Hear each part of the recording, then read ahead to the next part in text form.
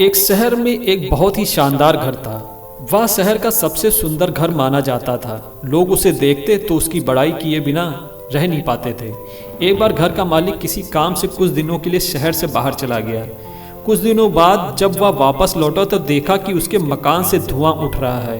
करीब जाने पर उसे घर से आग की लपटें उठती हुई दिखाई पड़ी। उसका सुंदर घर जल रहा था। वहाँ बहुत सारी भीड़ जमा थी जो उस घर के जलने का तमाशा देख रही थी। अपने सुंदर घर को अपनी ही आंखों के सामने जलता हुआ देख वह व्यक्ति चिंता में पड़ गया।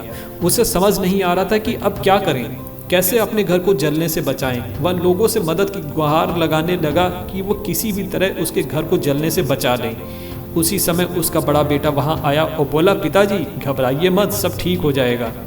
इस बात पर कुछ नाराज होता हुआ पिता बोला, कैसे ना घबराऊं, मेरा इतना खूबसूरत घर जल रहा है।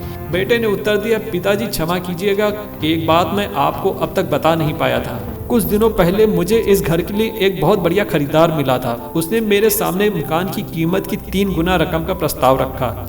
सौदा इतना अच्छा था कि मैं मना नहीं कर पाया और मैंने आपको बिना बताए सौदा तय कर लिया।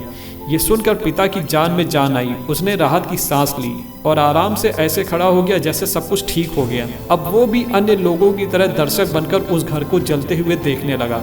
तभी उसका दूसरा बेटा आया और बोला, पिताजी हमारा घर जल रहा है और आप हैं कि बड़े आराम से यहाँ खड़े होकर उसे जलता हुआ देख रहे हैं। आप कुछ करते क्यों नहीं? बेटा चिंता की बात नहीं है, तुम्हारे बड़े भाई ने ये घर बहुत अच्छे दाम पर बेच दिया है। अब ये हमारा घर नहीं है, इसलिए अब कोई फर्क नहीं पड़ता। पिता बोला, पिताजी भैया ने सौदा तो कर लिया था लेकिन अब तक सौदा पक्का नहीं हुआ। अभी हमें पैसे भी नहीं मिले हैं। अब बताइए इस जलते हुए घर के लिए पैसे कौन देगा?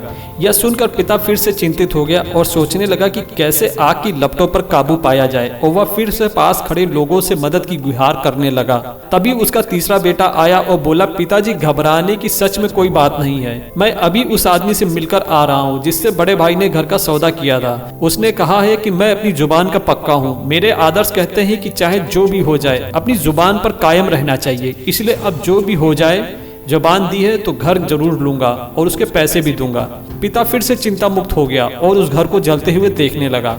दोस्तों, एक ही परिस्थिति में व्यक्ति का व्यवहार भिन्न भिन्न हो सकता है और यह व्यवहार उसकी सोच के कारण होता है। उदाहरण के लिए जलते हुए घर के मालिक को ही लीजिए। घर तो वही था जो जल रहा था, लेकिन उसके मालिक की सोच में कई बार परिवर्तन आया और उस सोच के साथ उसका व्यवहार भी बदलता गया। असल में जब हम किसी चीज से जुड़ जाते हैं तो उसके छिन जाने या दूर जाने पर हमें दुख होता है, लेकिन यदि हम किसी चीज को खुद से अलग करके देखते हैं तो एक अलग सी आजादी महसूस करते हैं और दुख हमें छूता तक नहीं है। इसीलिए दुखी होना और ना होना पूरी तरह हमारी सोच और मानसिकता पर निर्भर करता है। सोच पर नियंत्रण रखकर और उसे सही दिशा देकर हम बहुत से दुखों और परेशानियों से न सिर्फ बच सकते हैं बल्कि जीवन में नई ऊंचाइयां भी प्राप्त कर सकते हैं। दोस्तों, उम्मीद करते हैं इस वीडियो से आपको कुछ सीखने को मिला होगा।